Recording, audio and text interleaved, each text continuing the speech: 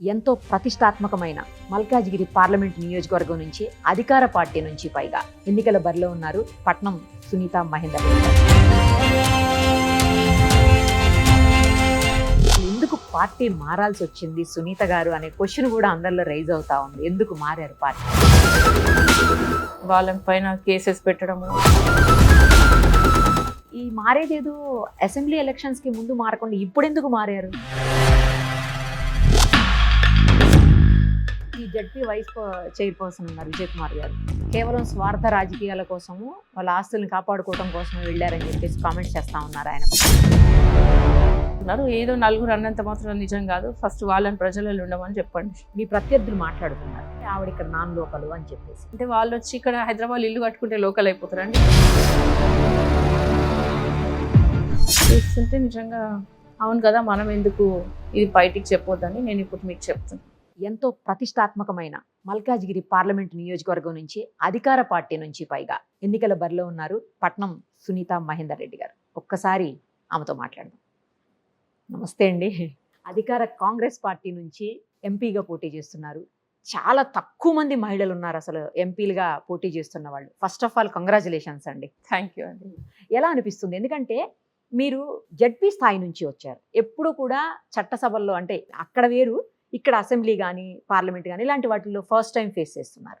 ఎలా ఉంది మీ ఫీలింగ్? చాలా బాగుంది. ఫస్ట్ కొంత టెన్స్గా ఉందా? కొంత ఫస్ట్ లా అనిపించింది, నేను మల్కాజిగిరి నిలబడడం ఏంది అనిపించింది. అయినా నాకు కూడా అక్కడ బిఫోర్ పాలిటిక్స్ అప్పుడు జెడ్పీ చైర్పర్సన్గా ఫస్ట్ టైం చేసినప్పుడు ఆ ఏరియా కొంత మాకు అవగాహన ఉంది కాబట్టి నాకు అంత తిరుగుతుంటే అనిపించింది. అంత లీడర్స్ మంచి రిసీవింగ్ ఉంది, కార్యకర్తలు బాగా చాలా ఎంకరేజ్ చేస్తున్నారు కాబట్టి నాకు చాలా హ్యాపీ ఉంది. మీరు 3 times జడ్పీ చైర్పర్సన్గా చేశారు. అసలు నాకు తెలిసి ఇండియాలో సెకండ్ పర్సన్ మీరు. కేరళ రాష్ట్రంలోనూ ఏమో ఉంది ఒకళ్ళు గెలిచారు కదండి. అదే ఒకళ్ళు గెలిచారు. తర్వాత నాకు తెలిసినంత వరకు మీరే. అసలు తెలుగు రాష్ట్రాల్లో అయితే ఎవరూ లేరు. ఇంకా క్వశ్చనే లేదు అసలు. మొత్తం ఇండియాలోనే సెకండ్ అంటే ఇంకెక్కడ ఉంటారులేండి. సో అలా గెలిచినటువంటి మీరు ఇప్పుడు ఎంపీగా గెలవాలి అనేది చాలా ఛాలెంజింగ్ జాబ్ ఇప్పుడు మీకు, అవునా కదా? అవునండి.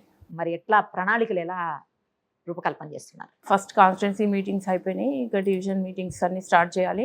ఇంకా అందరు మహిళల మీటింగ్స్, ఎడ్యుకేటర్స్, అడ్వకేట్స్, డాక్టర్స్, ఇంకా పాస్టర్స్, అట్లా అన్నీ ఈ కమ్యూనిటీస్, అన్ని కమ్యూనిటీస్ కూడా అవన్నీ పెట్టబోతున్నాము. చాలా వరకు ఇప్పుడు నేను వచ్చి 1 week అయింది అనౌన్స్ అయ్యి.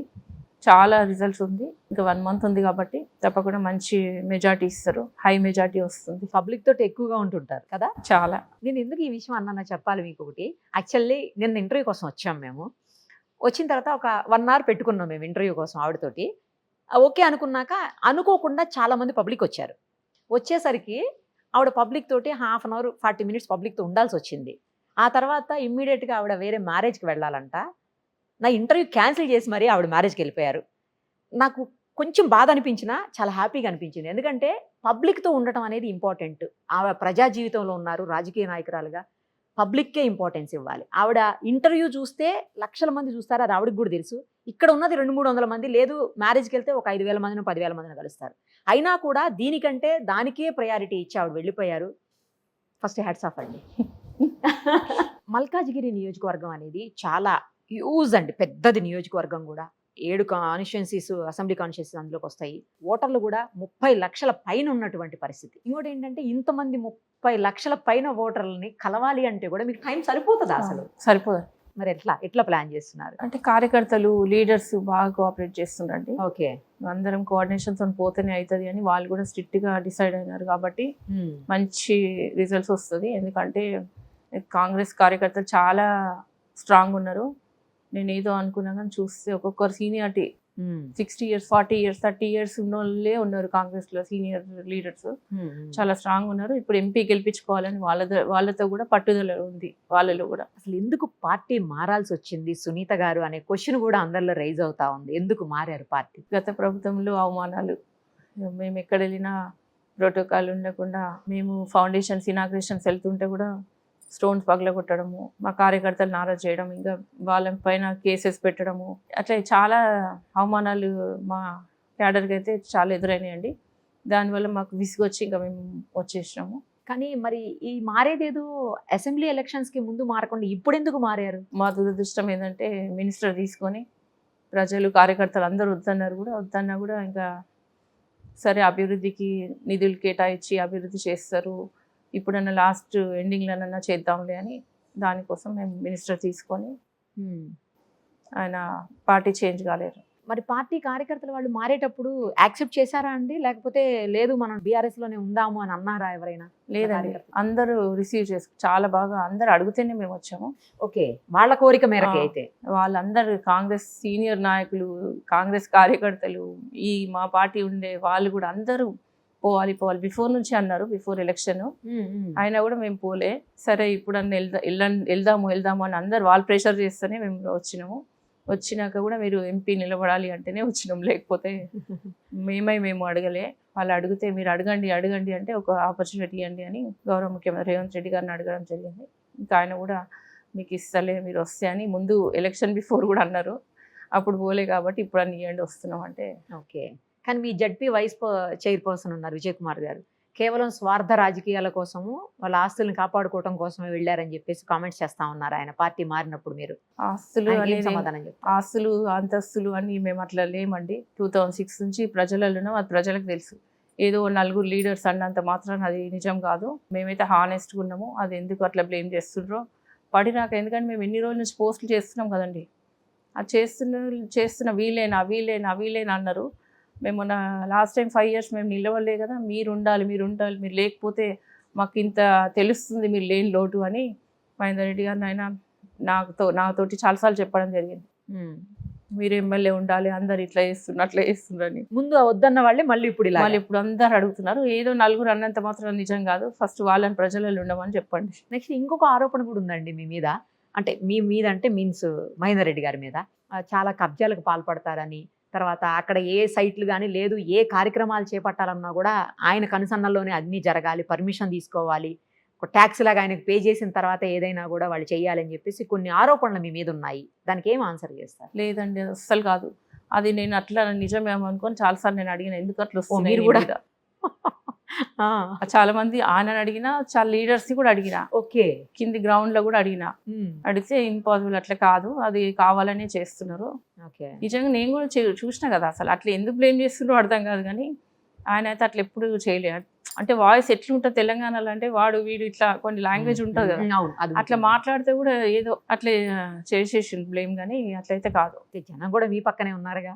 ఇన్ని రోజుల నుంచి మేము పాలిటిక్స్లో ఉన్నాము, ఇన్ని టర్మ్స్ అయితే గెలిపారు కదండి. ఖచ్చితంగా అట్లా కబ్జాలు పెట్టడము అది ఇది. One time MLAs, one time కొంతమంది ఉన్నారు పొలిటీషియన్స్, మరి వాళ్ళు ఎంత ప్రాపర్టీస్ సంపాదించండి. మాకు బిజినెస్లు ఉన్నాయండి. 3 ఇంజనీరింగ్ కాలేజెస్ ఎప్పుడు 97 నుంచే ఉన్నాయి మాకు. ఓకే, ఇప్పుడు కొత్త కాదు కదండి. మేము అన్ని ఫ్రీ సీట్స్ ఇచ్చుడు కూడా అన్ని కాలేజెస్ కూడా ఫ్యాకల్టీ కరెక్ట్ లేక ప్రిన్సిపల్స్ ఒకటే సీరియస్ అవ్వడం. మీరు ఏంది మేడం, ఏంది సార్, మీరు నాకు కూడా చెప్పి ఒత్తుకుంటారు, మీరు ఏంది ఫ్రీ సీట్లు ఇచ్చేస్తున్నారు, పాలిటిక్స్ పెట్టండి, బిజినెస్ అని చెప్పి ఎన్నిసార్లు వార్నింగ్ ఇచ్చినా కూడా సరేలే ఉండాలి అని కాన్స్టిట్యున్సీ వాళ్ళకి జిల్లా నుంచి ఎవరు వచ్చినా కూడా మేము చాలా ఫ్రీ సీట్స్ ఇచ్చినాము. కాబట్టి ఇంకా మేనేజ్మెంట్ కరెక్ట్ లేక కూడా వాళ్ళు మేనేజ్ చేయలేరు కదా, పట్టించుకోక మొత్తం 3 colleges రిజెక్ట్ అయినాయి మొన్న. ఇప్పుడు మాకు మెడికల్ కాలేజ్ ఉంది. ఇంకా ఎప్పుడైనా బిజినెస్ ఉన్నప్పుడు, పాలిటిక్స్ ఉన్నప్పుడు బిజినెస్ పెట్టుకోవద్దండి, అది ఇది దానికే ఉంచుకోవాలి. నిజంగా చెప్పాలంటే ఫ్రాంక్గా అది ఎవరికో నడుస్తాయి, కానీ మనకైతే అట్లా మనమైతే హెల్పింగ్ నేచరే ఉంటుంది ఎప్పుడు. నేను కూడా చాలాసార్లు అప్పుడు పాలిటిక్స్ లేనప్పుడు 2005లో 99లో ఇన్ని ఫ్రీ సీట్లు ఇస్తే ఎట్లా, అసలు మనం ఎట్లా మేనేజ్ చేస్తాము, నాకు కూడా ప్రిన్సిపల్ చెప్తుండే అని అంటుంటే వినిపించుకోలేదు. నేను పాలిటిక్స్ జాయిన్ అయినాక 2006లో నాకు వచ్చిండ్రు అందరు రిప్రజెంటేషన్, మేడం మా ఫీ పే చేసుకోలేము, తినడానికి లేదు, అట్లా ఇట్లా అంటే అరే నిజంగా పాపం బాధ అనిపించి నేను కూడా కొన్ని ఇచ్చిన. మరి అప్పుడు తెలిసి అప్పుడు అంటే ఇట్లా సమాజ సేవ చేయాలి అని అనిపిస్తుంది ఒక ఫీల్డ్కి వచ్చినాక. అసలు పాలిటిక్స్లోకి ఎలా వచ్చారండి? అంటే అప్పట్లో చిన్న ఏజ్లోనే మీరు వచ్చినట్టుంది పాలిటిక్స్లో కదా, 31. అదే చిన్న ఏజ్లోనే కదా. ఇద్దరు పిల్లల్ని మేనేజ్ చేసుకుంటూ, మళ్ళీ ఇంట్లో చూసుకుంటూ, మళ్ళీ బయట పాలిటిక్స్ ఎట్లా సెట్ అయినాయి అసలు మీకు? ఎందుకంటే మీరు చాలా మందికి ఇన్స్పిరేషన్, మహిళా లీడర్లకి చాలా మందికి ఇన్స్పిరేషన్ మీరు. నేను 2006లో వచ్చినప్పుడు అందరు లేడీస్ అయితే చాలా హ్యాపీ అయ్యండి. ఒక పొజిషన్ ఉన్న లేడీ మా విలేజ్లకు వచ్చి అక్కడ నుంచి వచ్చి హైదరాబాద్ నుంచి వచ్చి ఇక్కడ ఈమెకు అవసరమా చేయడం అయినా కూడా మన కోసం వస్తుంది కదా అని వాళ్ళు చాలా హ్యాపీ అయ్యి నాతో చాలా లేడీస్ వస్తుండే. ఇంకా నాకు కూడా ఎంకరేజ్ చేయడం జరిగింది. వాళ్ళు వచ్చే వాళ్ళ ప్రాబ్లమ్స్ చూస్తుంటే మన ప్రాబ్లమ్స్ పెద్ద కథ కాదు కదా అని నేను కూడా పిల్లల్ని బిజీ పెట్టడం, స్కూల్స్, ట్యూషన్స్, ఇంకా ఏదో ఒకటి యాక్టివిటీస్లో పెట్టి ఇంకా నేను వచ్చేసరికి వాళ్ళ ఇంటికి వస్తుండే. ఇంకా మా సిస్టర్ ఉంటుండే చూసుకుంటుండే. కాబట్టి నాకు ఏమని డిఫరెన్స్ తెలియదు. కొంచెం పిల్లల విషయంలో బాధ లేకుండా అయిందేమో. అంతే. కానీ 2006 నుంచి ఇప్పటి వరకు ఆల్మోస్ట్ 20 years దగ్గర అయిపోతుంది. ఇన్నేళ్ళలో ఎప్పుడు కూడా ఫ్యామిలీని, పిల్లల్ని, ఎందుకంటే ఎప్పుడు చూసినా జనంలోనే ఉంటున్నారు మీరు, ఫ్యామిలీని, పిల్లల్ని మిస్ అయిపోయిన ఫీలింగ్ కలగలేదా? వాళ్ళు వచ్చి ట్యూషన్ నుంచి వచ్చేవారు నేను వచ్చేదానండి. 9, 10, ఒక్కొక్కసారి 11, 12, 1 అవుతుండే, 2 అవుతుండే కూడా తాండూరు నుంచి వచ్చేవరకు. రూరల్ ఏరియా కదా. అవును. ఇంకా రోడ్స్ కూడా కరెక్ట్ ఉన్నాయి. చాలా హార్డ్ వర్క్ చేసినామండి, మామూలు కాదు. అదే అసలు మనకు అనిపిస్తుంది ఒక్కొక్కసారి ఏంది మనకు అవసరమా అనిపిస్తుంది, కానీ దేశం కోసం ఏదో ఒకటి చేయాలి కదా అని, హిస్టరీలు ఉండాలి అని. కరెక్ట్. ఎప్పుడైనా మిస్ అయిపోయిన ఫీలింగ్ ఉండేదా మరి? చాలా కదా ఉంటుండండి. ఎందుకంటే ఎలాగూ మహేందర్ రెడ్డి గారు కూడా ఉండరు, రోజు ఉంటుందండి. మీటింగ్ పోగానే వీళ్ళ పైన టెన్షన్, ఇక్కడికి రాగానే వాళ్ళ ఆలోచించడం. ఖచ్చితంగా ఒక అమ్మగా ఆ విషయం అట్లా అనిపిస్తుండే. ఇంటికి రాగానే వాళ్ళే అనిపిస్తుండే, అరే వాళ్ళు ఇది అడిగిండ్రు, అది అడిగిండ్రు, చేయాలి అని. మళ్ళీ మీటింగ్స్కి వెళ్ళగానే పిల్లలు అవును స్పెండ్ చేయలే అని అట్లా కొంచెం. వాళ్ళు ఎప్పుడైనా గొడవ పెట్టేవాళ్ళు, అక్కడ తీసుకెళ్లేదు, ఇక్కడ తీసుకెళ్లేదు, ఏంటి చాలా అందరూ బయటకు వెళ్తున్నారు, చాలా అందరూ మంచిగా అక్కడక్కడ వెళ్తుండే. ఒకసారి యూఎస్కి వెళ్ళినాము, ఒకసారి సింగపూర్, మలేషియా, ఇంకా వాళ్ళు ప్రెషర్ చేసి వెళ్ళినాము 2 times అంతే. అంతే. ఇక ఇక్కడైతే అసలు వెళ్ళడానికి కూడా కుదరదు, లోకల్లో కాదు, కష్టం. ఎందుకంటే వెళ్ళినా పట్టేసుకుంటారుగా మిమ్మల్ని, అది ఇది అని చెప్పేసి. చైనా, ఇంకా సింగపూర్, అవన్నీ చాలా తిరిగినాము. ఒక 10 days వెళ్ళి వచ్చేసి 15 days ఇక అంతవరకే వాళ్ళకి. అంతే. ఇప్పుడు కూడా ఉండట్లేదుగా మీరు, పెద్ద అయిపోయాక కూడా. ఇప్పుడు పెద్ద అయిపోయారు అనుకోండి వాళ్ళు. ఏం చేస్తున్నారండి ఇద్దరును ఇప్పుడు? పాప పిల్ల అయిపోయిందండి, ఓకే, ఫార్మా చూసుకుంటుంది. ఇంకా బాబు ఏమో MBA అయిపోయింది మొన్న, యూకేలో ఇప్పుడు ఏదో బిజినెస్ పెట్టిండ్రు, అది చూసుకుంటూ పాలిటిక్స్ రావాలి అందరు యూత్ అందరు వచ్చి నువ్వు ఉండాలన్నది ఇది అంటే సరే అని కొన్ని అప్పుడప్పుడు తాండూరులో ప్రోగ్రామ్స్, క్రికెట్ మ్యాచ్ ప్రోగ్రామ్స్ ఏదైనా పెడుతూనే ఉంటాడు. అవునా? ఓకే. రావాలండి యూత్, మరి ఎవరో ఒకరు నెక్స్ట్ ఉండాలి కదా, వాళ్ళకి ఎవరో ఎంకరేజ్ చేసే వాళ్ళు ఉండాలి, ఒక లీడర్ అంటే వాళ్ళు ఉండాలి కదా. అవును. అట్లని వాళ్ళే అడిగితే మేము సరే వెళ్ళు అప్పుడప్పుడు అని పంపిస్తాం. ఇంట్రెస్ట్ ఉంటే పంపియండి. ఇంట్రెస్ట్ ఏం లేదు, అప్పుడప్పుడు వెళ్ళి సరేలే వాళ్ళు అడుగుతున్నారు పాపం, ప్రెషర్ పెడుతున్నారని. నెక్స్ట్ అయినా ఇందాక మీరు అన్నట్లు యూత్ రావాలండి పాలిటిక్స్ లోకి. ఎంతసేపు పెద్దవాళ్ళు యూత్ వస్తే వాళ్ళు ఎడ్యుకేటెడ్ కదండి, అది అన్ని తెలుస్తాయి, ఆలోచన వేరుగా ఉంటుంది, మనది వేరు వాళ్ళది వేరు. ఖచ్చితంగా. ఇప్పుడు మల్కాజ్గిరి నియోజకవర్గం అనేది చాలా ప్రతిష్టాత్మకంగా, అన్ని పార్టీలు కూడా ప్రతిష్టాత్మకంగా తీసుకుంటున్నాయి, ముఖ్యంగా కాంగ్రెస్ పార్టీ. ఎందుకంటే గతంలో అక్కడి నుంచే సీఎం రేవంత్ రెడ్డి గారు రిప్రజెంట్ చేసి ఉన్నారు. సో ఆ సీటును గెలిపించుకోవాలనేది చాలా కీలకమైన విషయం అక్కడ. సో అందుకు పర్టికులర్గా మిమ్మల్ని అక్కడ తీసుకురావడానికి అది కూడా ఒక రీజన్ అని చెప్పేసి అంటున్నారు అందరూ. నిజమేనా ఇది? అంటే ఇంకా మేము ఎక్కడైనా గెలుస్తామనేది అధిష్టానం కూడా తెలుసు కాబట్టి సరే ఇంత హార్డ్ వర్క్ చేసినాం, ఇక్కడ ఎట్లా అన్నా అని అంటే లేలే మీరు ఎక్కడైనా గెలుస్తారు, నేను అన్ని ఆలోచించి నిర్ణయం తీసుకున్నాం, ఎంక్వైరీ చేసినాం, అందుకే నిలబడాలి. ఇంకా మీరైతే అందరు కూడా మంచిగా ఫెయిర్గా ఉన్నారు, అందరూ ఎవరైనా యాంటీ లేరు మాకు, అందరు రిసీవ్ చేసుకుంటున్నారు కాబట్టి ఓకే, వాళ్ళకి కూడా మంచి ఒపీనియన్ ఉంది, నిలబడండి అని నిల్చోబెట్టి. కానీ మీరు తెలుసా అండి, స్టార్టింగ్ లో మీరు జాయిన్ అయిన కొత్తలో చేవేళ్ల నుంచి చేస్తారని చెప్పి ప్రచారం జరిగింది. చేవేళ్ళ హార్డ్ వర్క్ చేసినాం కదండి, చేవేళ్ళ ఇంటర్నల్ గా కన్ఫర్మ్ అయింది. ఒక 1.5 months నుంచి తిరుగుతూనే ఉన్నా, డే అండ్ నైట్. ఓకే, చాలా వర్క్ చేసిన, 18 hours వర్క్ చేసిన 1.5 months. 2 years నుంచి అయితే కంటిన్యూస్ తిరుగుతున్నామండి, తిరుగుతున్నా నేనైతే. ఎందుకంటే కోవిడ్ వచ్చింది, కోవిడ్లో 1 year 1.5 year ఏం చేయలేము, సరే నా పీరియడ్ అయిపోతుంది కదా ఇంకా అని కంటిన్యూస్ రోజు పెట్టుకుంటున్నా ప్రోగ్రామ్స్. సరే అట్లా ఎంపీ నిలబడదామనే ఉద్దేశంతో ఈ 2 months 1.5 months నుంచి డైలీ డే అండ్ నైట్ 2-3 అవుతుండే.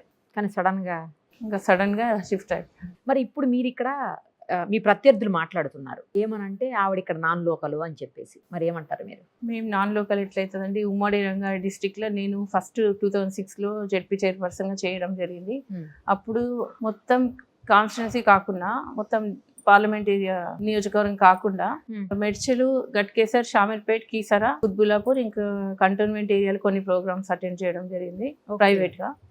ఇంకా అక్కడ ఎల్బీ నగర్ లో కూడా కొంత ఏరియా వస్తుండే రంగారెడ్డి డిస్ట్రిక్ట్ కి. ఇంకా అట్లా నాకు అవగాహన ఉంది, చాలా గ్రామాలు తిరిగినాం. మెడ్చల్ ఏరియా అయితే మొత్తం ఫుల్, కొన్ని విలేజెస్ మిస్ అయ్యిండొచ్చు కానీ ఓకే ఓకే. ఆల్మోస్ట్ అన్ని విలేజెస్ తిరిగినాం. కుత్బులాపూర్ ఫుల్ తిరిగినాం. ఇంకా ఇంత పెద్ద కాన్స్టిట్యున్సీలు ఇంకెక్కడ ఉన్నాయండి? ఎందుకు లేదు అవగాహన? మేము చాలా ఫండింగ్ ఇచ్చి రోడ్స్ ఇచ్చినాం, మినరల్ డ్రింకింగ్ వాటర్ ఇచ్చినాం, వాటర్ ప్లాంట్స్ కూడా ఇచ్చినాము, సైడ్ డ్రైన్ ఇచ్చినాం, కమ్యూనిటీ హాల్స్, స్కూల్ బిల్డింగ్స్, ఈ ఏరియాలు అన్నీ శాంక్షన్ ఇవ్వడం జరిగింది కోట్లలో. కాబట్టి నాకెందుకు అవగాహన లేదండి? అవగాహన ఉంది. ఉమ్మడి రంగారెడ్డి డిస్టిక్, మా హస్బెండ్ కూడా 25 years నుంచి పాలిటిక్స్. అప్పుడు టీడీపీలో ఉన్నప్పుడు చంద్రబాబు నాయుడు గారు పార్టీ అధ్యక్షుడు చేసిండు, ఎమ్మెల్యే 4 times ఎమ్మెల్యే, ఇంకా మినిస్టర్, ఎమ్మెల్సీ ఉన్నాయి కదండి ఉమ్మడి రంగారెడ్డి డిస్టిక్. అంటే ఆవిడ నాన్ లోకల్ ఇక్కడ అని మాట్లాడుతున్నారు. అంటే వాళ్ళు వచ్చి ఇక్కడ హైదరాబాద్ ఇల్లు కట్టుకుంటే లోకల్ అయిపోతారండి. ఇప్పుడు మేము కూడా అక్కడ నుంచి ఇక్కడ వచ్చి ఇల్లు కట్టుకున్నాం. బంజారా హిల్స్ అయితే అన్నారు కదా, ఈ పలానా ఇక్కడ అంటే చేవెళ్ళ కాన్స్టిట్యున్సీ అంటారు మమ్మల్ని. ఇప్పుడు ఎక్కడెక్కడ నుంచో వస్తారు, బాంబే, కర్ణాటక, ఆంధ్ర, కేరళ, ఇక్కడ నుంచి అందరూ వస్తారు. వచ్చినంత మాత్రం వాళ్ళు ఇక్కడనే లోకల్ కాదు కదండి. ఎంతైనా విలేజ్ నెగిటివ్ ప్లేస్ వాళ్ళది అక్కడనే కదండి. అవును. ఇప్పుడు బలమైన ప్రత్యర్థులు ఉన్నారు మీకు అక్కడ మల్కాజిగిరి నియోజకవర్గం నుంచి, ఎలా ఎదుర్కోబోతున్నారు మరి వాళ్ళని? బలమైన అంటే ఏ రకంగా అండి? ఫైనాన్షియల్గానా లేకపోతే ప్రజాబలం అయింది? అన్ని రకాలుగా బలమైన వాళ్ళు, ఆర్థికంగా కావచ్చు, లేకపోతే చాలా కాలం పాటు రాజకీయాల్లో ఉన్న వ్యక్తులు కావచ్చు, ఎక్స్పీరియన్స్ ఉన్న వ్యక్తులు, అన్ని రకాలుగా. ఇప్పుడు మాకు కూడా వాళ్ళు అంటున్నారు. మాకు కూడా అన్ని రకాలు ఉందండి. ఆర్థిక బలం ఉంది, ప్రజాబలం మెయిన్. ఆర్థిక బలం కంటే ఎక్కువ ప్రజాబలం చాలా ఉంది. అది 100% నేను కాన్ఫిడెంట్గా చెప్తున్నా. మేము 2006 నుంచి నేనున్నా, మహేందర్ రెడ్డి గారు ఎప్పటి నుంచో ఉన్నారు. 90 నుంచే అంటే యూత్ ప్రెసిడెంట్ చేసిండు. 89 అనుకుంటా. Okay, youth president. తర్వాత అన్ని చేస్తూనే ఉన్నాడు, ప్రజలలో ఉన్నాడు. ఆయన 35 years నుంచి ఉన్నాడు. ప్రజాబలం చాలా ఉంది. ఉన్నారు కాబట్టి, ప్రజాబలం ఉంది కాబట్టి ఇన్ని టర్మ్స్ ఎమ్మెల్యే అయిండు. నేను 3 terms జడ్పీ చైర్పర్సన్ అంటే అది మామూలు విషయం కాదు. మాకైతే చాలా 100% చెప్తున్నాము. అంటే మేము గట్టిగా మాట్లాడడం ఇట్లా మాకు రాదండి. మేము ఏదో చేసుకుంటూ వెళ్తాము, విమర్శించము. హెల్పింగ్ నేచర్ ఉంది, సోషల్ సర్వీస్ చేస్తాము. మాకు ఇంజనీరింగ్ కాలేజ్ చాలా ఉన్నాయి కాబట్టి అవన్నీ ఫ్రీ సీట్స్ కానీ, మెడికల్ క్యాంప్స్ పెట్టడము, మెడికల్ కాలేజ్ ఉంది, మెడికల్ హాస్పిటల్ ఉంది. కాబట్టి మేము ప్రజలలో 100% ఉన్నామండి. అదే మీరు ఇప్పుడు అంటే నేను అదే క్వశ్చన్ నెక్స్ట్ అడుగుదాం అనుకున్నాను. గట్టిగా మాట్లాడను కూడా మాట్లాడట్లేదు, మీరు చాలా సాఫ్ట్గా మాట్లాడుతున్నారు. అఫ్ కోర్స్ అయినా ప్రజలు మీతో ఉన్నారు, అది వేరే విషయం. కానీ చాలా సాఫ్ట్గా మాట్లాడారు. రాజకీయాల్లో ఇంత సాఫ్ట్నెస్ పనిచేస్తుందా? అంటే కొంతమంది ఏమో ఒక్కొక్కరు ఒక్కొక్క టాలెంట్ అండి. కొందరు మాట్లాడతారు, స్టేజ్ల మీద మాట్లాడారు, మామూలుగా మాట్లాడతారు. కొంతమంది స్టేజ్ల మీద మాట్లాడతారు, పని చేయరు, తిరగరు, మీటింగ్స్కి రారు, ఎవరికి జనాలకి రెస్పాండ్ అవ్వరు. వాళ్ళే మంచి వాళ్ళు అయిపోతారు ఈ రోజుల్లో. ఫేస్బుక్లో కనిపించాలి, ఇన్స్టాగ్రామ్లో కనిపించాలి, వాయిస్ గట్టిగా మాట్లాడాలి, విమర్శ ఇట్లుంటుంది. వాళ్ళు ఎవరికి హెల్ప్ చేయరు. మళ్ళీ పెద్దగా మాట్లాడేస్తారు కానీ ఎవరికి హెల్ప్ చేయరు. నేను చూసిన అబ్బా వీళ్ళు ఇంత హెల్ప్ చేస్తారా అని వాళ్ళ బ్యాక్గ్రౌండ్ చూస్తే ఎవరికి కూడా హెల్ప్ చేయరు. మాకు అది లేదండి. మేము న్యాచురల్గా పోతుంటాము. ఈ మధ్యన అందరు సోషల్ మీడియా అంటే అది కూడా మేము ఇప్పుడు పెట్టిస్తున్నాం, అంతకుముందు ఉండకుండా మాది కూడా. లేకపోతే ఎన్నో lakhs కోట్లలో వెళ్ళిపోతుండే మాది. అదే కదా, అప్పటి నుంచి చేసి అప్పటి నుంచి మేము ఇన్ని years నుంచి చేస్తే కొన్ని crores-లలో వెళ్ళిపోతుంది. కానీ ఇవాళ రేపు సోషల్ మీడియాతోనే పబ్లిక్ కి దగ్గర అవుతున్నారండి. అదే అంటున్నా. సరే, ఇంకా మనం కూడా పబ్లిక్ ని బట్టి ఇంకా మనది కూడా యాక్టివిటీస్ తెలియజేయాలి కదా అని. తెలియచేయాలి. చేసేది జనరల్గా ఏంటంటే 100 రూపాయలు పని చేశారనుకోండి, 1000 రూపాయలు చూపించుకుంటున్నారు. అట్లా కాదు. మీరు 100 రూపాయలు చేసి కనీసం 10 రూపాయలు కూడా చూపించకపోతే ఎట్లా అనేది ఒక క్వశ్చన్ రైజ్ అవుతా ఉంది మీ అభిమానులు. మేము ఒక్కరోజు ఆయన కూడా, మహేందర్ రెడ్డి గారు కూడా, ఆయన కూడా అసలు ఒక్కరోజు ఇక్కడ డొనేట్ చేసినా, అక్కడ డొనేట్ చేసినా, ఏ వాట్సాప్లలో, టీవీలలో, ఇక్కడ పేపర్ కూడా ఏమండి మాట్లాడరు. నేను అదే ఎంత షాక్ అయిపోతుండే. ఇప్పుడు వీళ్ళందరూ 50,000 లక్ష రూపాయలు ఇవ్వగానే సోషల్ మీడియాలో వేసుకుంటున్నారు. అట్లా మేము కొన్ని crores దానం చేసినామండి, చెప్పొద్దు కానీ కొన్ని crores పబ్లిక్ సేవ చేసినాం. అది మా ఓన్ ఏదో స్కామ్ చేసి కాదు, మా ఓన్గా మీ సొంత కాలేజెస్ మనీ, మా బిజినెస్, అది అంతేగాని ఎప్పుడు ఎవరినైతే హర్ట్ చేయలేదు. అంటే అక్కడ అలా వినపడుతుంది, ఆవిడ నాన్ లోకలు, తర్వాత పెద్దగా గట్టిగా మాట్లాడరు, ప్రజల దగ్గరికి ఇక్కడ వచ్చి ఆవిడ ఏం చెప్తారు అనేసి. ఎందుకంటే ఆ నియోజకవర్గం కూడా పెద్దదండి, మనం ముందే అనుకున్నాం. ఆ నియోజకవర్గం 30 లక్షల పైన ఓటర్లు ఉన్నటువంటి నియోజకవర్గం. ఒక మల్కాజిగిరే కాదు, అందులోకి కంటోన్మెంట్ వస్తుంది, ఎల్బీ నగర్ వస్తుంది, ఉప్పల్ వస్తుంది, తర్వాత కుత్బుల్లాపూర్ వస్తుంది, కూకట్పల్లి వస్తుంది. చాలా పెద్ద నియోజకవర్గం కదా, 7 కాన్స్టిట్యున్సీస్ తోటి. అక్కడ ఎన్ని సమస్యలు ఉన్నాయి అనే వాటి పట్ల కూడా సునీత గారికి అవగాహన లేదని కొంతమంది మాట్లాడుతున్నారు. చాలా ఉందండి. చెప్తున్నా, మెడ్చల్ ఏరియా ఎంత పెద్దదండి. మెడ్చల్, గట్కేసర్, షామీర్పేట్, కీసరా, కుత్బుల్లాపూర్ చూడండి ఎంత పాపులేషన్. ఆడ మొత్తం అవగాహన ఉందండి నాకు. ఎందుకులే 2006లో విలేజ్ తిరిగినాం తెలుసా. చాలా తిరిగినాము. నేనైతే అంత తిరిగినా ఇప్పుడు నాకు ఇప్పుడు యూస్ అవుతుంది అనుకోలేదు. నేను తిరుగుతుంది ఎప్పుడో యూస్ అవుతుంది అంటారు కదా, ఎప్పుడో అవును ఒక పని ఏదైనా Correct చేస్తే అది. తర్వాత యూస్ అవుతుంది అంటారు కదా. ఇప్పుడు నాకు Exactly. అదే అడ్వాంటేజ్ అయిపోయింది. అధిష్టానం కూడా అంత మామూలు విషయం కాదండి మాకు టికెట్ ఇవ్వడము. అవును. వీళ్ళకి అవగాహన ఉంటేనే ఇస్తారు. అధిష్టానం ఇప్పుడు ఢిల్లీ నుంచి వాళ్ళు కూడా అన్ని రకాలుగా తెలుసుకుంటారు కదండి. ఏఐసిసి నుంచి ఇచ్చిండ్రంటే మామూలు అవును, విషయం అవును. కాదండి. బ్యాక్గ్రౌండ్ ఉంటేనే ఇస్తారు. బ్యాక్గ్రౌండ్ లేని ఇంపాసిబుల్ అండి, ఇయ్యరు. కొంతమంది అలా మాట్లాడుతున్నారు కదా అని కొంతమంది నాయకులు, అదే ఆవిడకి ఏం అవగాహన ఉంది, అక్కడ చిన్న దాంట్లో చేసి వచ్చారు, వికారాబాద్ చిన్నది కదండి ఆ. కంపారిటివ్లీ, అక్కడ చేసి వచ్చిన ఇంత పెద్ద కాన్స్టిట్యున్సీ గురించి ఆమెకి ఏం తెలుస్తుంది అని చెప్పి మాట్లాడుతున్నారు. అవునండి. కొంతమంది డైరెక్ట్ ఎంపీ అయిన వాళ్ళు కూడా ఉన్నారండి. వాళ్ళకేం తెలుసు ఫస్ట్. గతంలో ఉన్న వాళ్ళందరూ ఫస్ట్ ఎంపీ డైరెక్ట్ అని. ఇంకా నేను third time ZP chairperson 3 terms అయ్యి ఇంకా ఎంపీకి వచ్చిన. అంటే వాయిస్ కొంతమంది రాదండి బయటికి. వాయిస్ లేనంత మాత్రాన మాటలైతే ఉన్నాయి కదా. వాయిస్ ఇట్లుంది అట్లున్నది ఇంపార్టెంట్ కాదండి. Content important. ఏం మాట్లాడుతున్నారు అనేది ఇంపార్టెంట్. అది గట్టిగా మాట్లాడుకుందా, ఏడ్చుకుంటూ మాట్లాడుకుందా, నవ్వుకుంటూ మాట్లాడింది అనవసరం అండి. ఏం మాట్లాడింది అనే సబ్జెక్ట్ ఇంపార్టెంట్. గట్టిగా మాట్లాడి అరిచి నేను ఇట్లా చేస్తా అట్లా చేస్తా అట్లా, అది నాకు గొప్పలు రావండి. అదే సార్, చాలా సాఫ్ట్ నేచర్ మీది, తెలుసు. మహేందర్ రెడ్డి గారన్నా కొంచెం దుడుకుగా ఉంటారేమో కానీ మీరు అస్సలు ఆయన ఇంకా గట్టిగా మాట్లాడండి, నేను గట్టిగా మాట్లాడతా. అంతేనా? ఆయన వాయిస్ గట్టిగా ఉంది కానీ ఏం మాట్లాడరు. నేనే ఇంకా వాయిస్ అందరు- గట్టిగా వస్తుంది. కానీ అందరు అరుస్తుంటా నేనే ఇంకా. మీరు తెలుసుకోండి పాలిటిక్స్ లో అంతేనా? సార్ కంటే మేడం తిడతారు ఎక్కువ అని అందరు తెలుసు. కానీ ఎవరు మరి అందరూ మీ గురించి బాగా చెప్తున్నారు ఇక్కడ. లేదండి, నేను తిడతా గట్టిగా. తిట్టడం అంటే స్ట్రేట్ ఫార్వర్డ్. ఏదన్నా అదే, అవుతుందంటే అదే, ఓకే. ఎందుకు ఇట్లా చేస్తారు, మీరు కరెక్ట్ చేయండి, మీరు రూల్స్ ప్రకారం కొన్ని చేయండి, ఎందుకు ఇట్లా ఇబ్బంది పెడతారు, కొన్ని ఉంటాయి కదండి, కొన్ని అవును. అట్లా గట్టి ఏదైనా పర్ఫెక్ట్ గా ఉండాలి. పర్ఫెక్ట్ ఉండాలి. ఇట్లా మంచిగా ఇబ్బంది పెట్టదు, వాళ్ళు ఎందుకు ఇబ్బంది పెడతారు అట్లా ఇట్లా అని స్ట్రేట్ ఫార్వర్డ్ అనేస్తారు. ఓకే. ఇప్పుడు మీరు గెలిచిన తర్వాత ఫస్ట్ దేని మీద మీరు దృష్టి సారించబోతున్నారు? ఆ నియోజకవర్గంలో ఏ సమస్య మీకు ప్రధానంగా కనిపిస్తోంది? చిన్న చిన్న ప్రాబ్లమ్స్ కనిపిస్తున్నాయండి. ఇక్కడ ఉన్నాయి, అక్కడ ఇక్కడ విలేజ్లలో ఉన్నాయి, ఇక్కడ కనిపిస్తున్నాయి. అసలు నేను ఎంత పెద్ద పెద్ద ప్రాజెక్ట్స్ అడుగుతారా అనుకున్నా, కాదు చిన్న internal CC roads, side drains, drinking water, మెయిన్గా స్కై వాక్ అది అడుగుతున్నారు. మన సీఎం గారు స్కై వాక్ కూడా కొన్ని సెంట్రల్ గవర్నమెంట్ ఫండ్ తీసుకొచ్చి ఇవ్వడం జరిగింది. ఇన్ని టర్మ్స్ గతంలో ఏ గవర్నమెంట్ చేయలేదు. సీఎం రేవంత్ రెడ్డి గారు మొన్న చేయడం జరిగింది. ఇంకా అట్లా మొత్తం స్కై వాక్ చేస్తామంటున్నారు. అట్లా అవి ఇంకా బ్రిడ్జ్లు, కల్వర్ట్స్ అవి చాలా ఇంపార్టెంట్ అండి, అవి చేయాలి. ఓకే. ఇంకా స్కిల్ డెవలప్మెంట్ సెంటర్ 200-300 ఎకర్స్లో అసలు 500 ఉండే, అట్లీస్ట్ 200-300 సిటీ సరౌండింగ్ అంత ప్లేస్ ఉండాలి కదా. ఇవ్వాలంటే కష్టం కదా. 200-300 అని అడుగుతున్నాము. అదొక ప్లాన్ ఉంది. ఇంతకుముందు గతంలో రేవంత్ రెడ్డి గారు మంచి మెజారిటీతో గెలిచారు. ఆ గెలిచిన సీక్రెట్ ఏమన్నా మీకు చెప్పారా? గెలిచినప్పుడు యాంటీ ఉంది కదండి గవర్నమెంట్ మీద. అవును. వీళ్ళే కుటుంబ పాలన అనేది ఉండే కాబట్టి రేవంత్ రెడ్డి గారు ప్రశ్నించే గొంతు అని ఆయనను గెలిపించడం జరిగింది. నిజంగా మామూలు విషయం కాదు అది. కార్యకర్తల కృషి అది. కార్యకర్తలు అంత స్ట్రాంగ్ గవర్నమెంట్ని ఎదుర్కొని అంత మెజార్టీ ఇచ్చి రేవంత్ రెడ్డి గారిని గెలిపించిందంటే మామూలు విషయం కాదు అది. రేవంత్ రెడ్డి గారు మీకు పర్టికులర్ గా ఇది చాలా ప్రతిష్టాత్మకమైన నియోజకవర్గం, మనం గెలిచే తీరాలి అని చెప్పారా? చెప్పలేదా? చెప్పారు. మీరేం చెప్పారు మరి? డెఫినెట్ గా హార్డ్ వర్క్ చేస్తా, చాలా హార్డ్ వర్క్ చేస్తా. నేను తిరిగి ప్రజలలో మళ్ళీ నేను చేసినవి కూడా, గతంలో చేసినవి కూడా వాళ్ళే చెప్తుండ్రన్నా, నేను చెప్పలేను. మంచి రెస్పాన్స్ ఉందని నేను చెప్పిన. నేను కూడా కాన్సన్ట్రేట్ చేస్తా, వచ్చి తిరుగుతా నేను కూడా అని చెప్పి వస్తానన్నారా? ఓకే.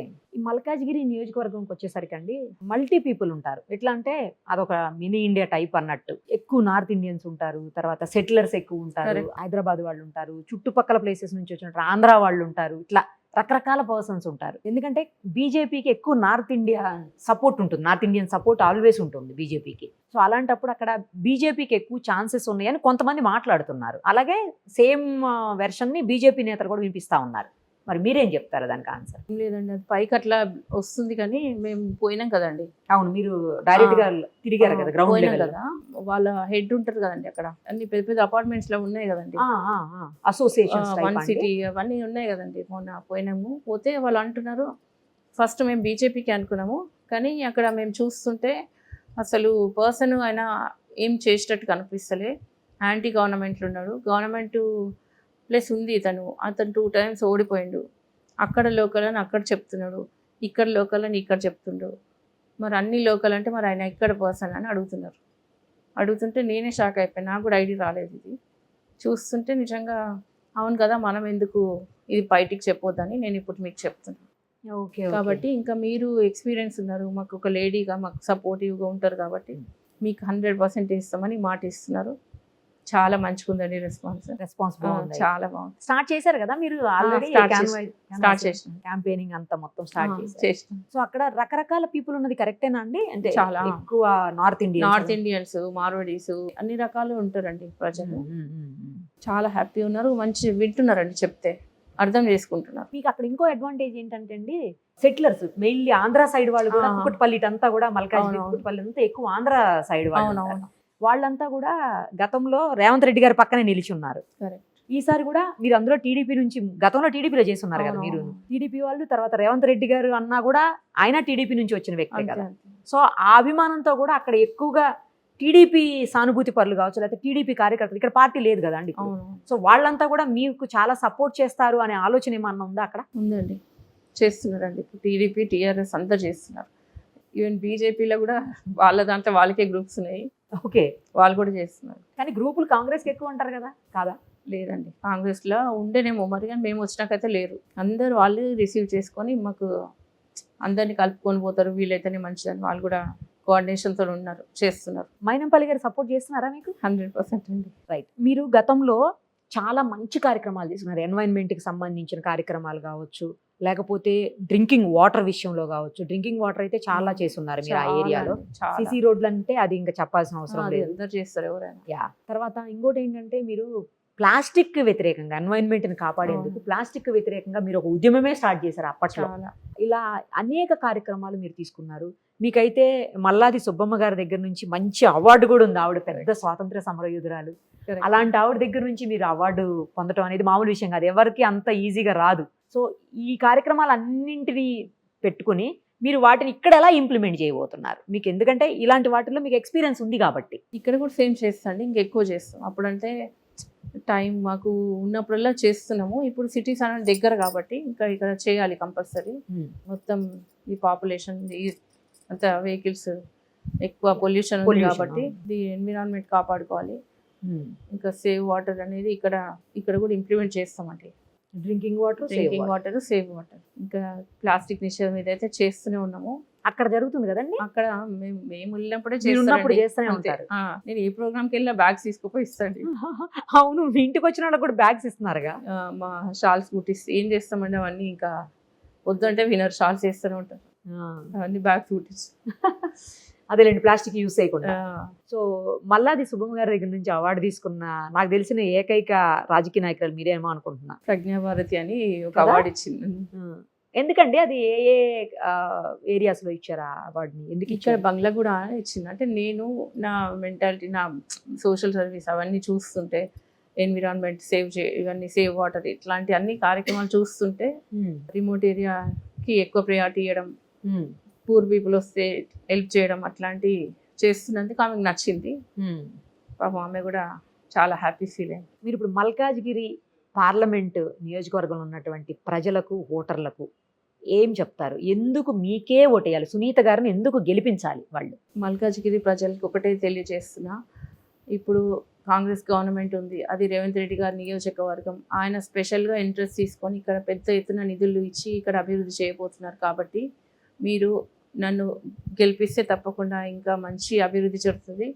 మీ ఫ్యూచర్ జనరేషన్ కూడా, మీ పిల్లలకి కూడా యూస్ ఉంటుంది. ఎందుకంటే చాలా అక్కడ స్లమ్ ఏరియా కానీ అక్కడక్కడ వెళ్ళడం జరిగింది. అక్కడ ఇంకా కూడా ఇంటర్నల్ సీసీ రోడ్స్ కానీ, drinking water, side drains, schools కూడా కరెక్ట్ లేవని నాకు రిప్రజెంటేషన్ ఇవ్వడం జరిగింది. కాబట్టి ఇవన్నీ డెవలప్ కావాలి. ఇంకా స్కై వాక్, ఇంకా పెద్ద పెద్ద ప్రాజెక్ట్స్, కల్వర్ట్స్, పెద్ద పెద్ద బ్రిడ్జ్లు, ఇంకా స్కిల్ డెవలప్మెంట్ సెంటర్, ఇవన్నీ డెవలప్ చేయాలి అంటే కేవలం ముఖ్యమంత్రి గారి సహకారం ఉంటేనే అభివృద్ధి అనేది సాధ్యమవుతుంది. కాబట్టి మీరు అందరూ ఇప్పుడు ఓటేయాలి. లేకపోతే ఇప్పుడు ఓట్ మిస్ చేసుకుంటే మీరు మాత్రం మళ్ళీ 10 years బ్యాక్ అయిపోతారు. కాబట్టి అందరూ ఈ విషయం గమనించి మీరు అత్యధిక మెజార్టీ ఇచ్చి నన్ను ఒక మహిళగా గెలిపిస్తే నేను కూడా ప్రశ్నించే గొంతులాగా మీకు కూడా ఏ ఉన్నా కూడా, ఏ సమస్యలు ఉన్నా కూడా ప్రభుత్వ దృష్టికి తీసుకెళ్ళి మీకు అండగా ఉంటానని తెలియజేస్తున్నాను. మీ సునీత. రైట్. చెప్పాలనుకున్నది కూడా ఎంత బాగా చెప్పారో, అసలు ఎక్కడ అగ్రెసివ్గా లేకుండా, ఈ మైక్ మీద పడిపోకుండా నీట్గా హుందాగా చెప్పారు. చాలా బాగా అనిపించింది. ఎందుకంటే మామూలుగా ఇలా చెప్పరు. మేము చాలా మంది రాజకీయ నాయకులను కలుస్తుంటాం కదండి. అసలు ఏదో అసలు చాలా సీరియస్గా అసలు అగ్రెసివ్గా అట్లా చెప్తారు. బట్ మీరు అలా లేకుండా చాలా కూల్గా ప్రశాంతంగా బాగా చెప్పారు. సభల్లో కూడా ఇంతే మాట్లాడతారా? గట్టి గట్టిగా మాట్లాడరు కదా మీరు కదా? అస్సలు మాట్లాడాలి. ప్రజలతోటి ఉంటారు ఎంతసేపు, అంతే. అంతే. ఎక్కడ చిన్న చిన్న పెళ్ళిళ్ళు అయినా, అంటే చిన్న వాళ్ళ ఎవరైనా పెళ్ళిళ్ళు అయినా కూడా, అంతే అండి. చిన్న కార్యక్రమాలు ఏమన్నా జరిగినా, ఎక్కడ ఏదున్నా కూడా వెళ్ళిపోతారంట అసలు. వెళ్తా అండి. ఇంకా వాళ్ళ ఆప్యాయత ఇప్పుడు కోటీశ్వర్ల కన్నా బీదోళ్ళే నాకు ఇష్టం అండి. వాళ్ళ రిసీవింగ్ వాళ్ళదంతా మంచిగా ఉంటుంది. వాళ్ళ కోసమే సునీత గారు, అంతేనా? అంతే అండి. ఇంకా కొద్ది రోజులే ఉంది. ఎలా క్యాంపెయినింగ్? ఎందుకంటే చాలా పెద్దది, వాస్ట్ ఉన్నటువంటి ఏరియా కదా, చాలా హ్యూజ్ వాస్ట్ పబ్లిక్ ఉంటారు, హ్యూజ్ ఏరియా మీద అంతా. మల్కాజ్గిరి అనేది చాలా పెద్ద నియోజకవర్గం. ఇప్పుడు ఎలా మరి దీన్ని మేనేజ్ చేయబోతున్నారు? ఎట్లా తిరుగుతారు? ఎట్లా క్యాంపెయిన్ చేయబోతున్నారు? ఇట్లా టైం సరిపోతుందా? ఎందుకంటే అక్కడంటే చేవేళ్లలో మీరు 2 ఏళ్ల నుంచి చేస్తూనే ఉన్నారు, ఇక్కడ అవకాశం లేకుండే కదా మీకు. టైం సరిపోతుంది, కానీ కాకపోతే అందరూ కోఆర్డినేషన్తో ఉన్నారు కాబట్టి అది ప్లస్ అవుతుంది. కాంగ్రెస్ సీనియర్ నాయకులు, కాంగ్రెస్ కార్యకర్తలు చాలా హార్డ్ వర్క్ చేస్తున్నారు. వాళ్ళు కూడా పట్టుదలతో ఉన్నారు. మెయిన్ సీఎం గారి నియోజకవర్గం కాబట్టి చాలా మంచిగా ఉంది.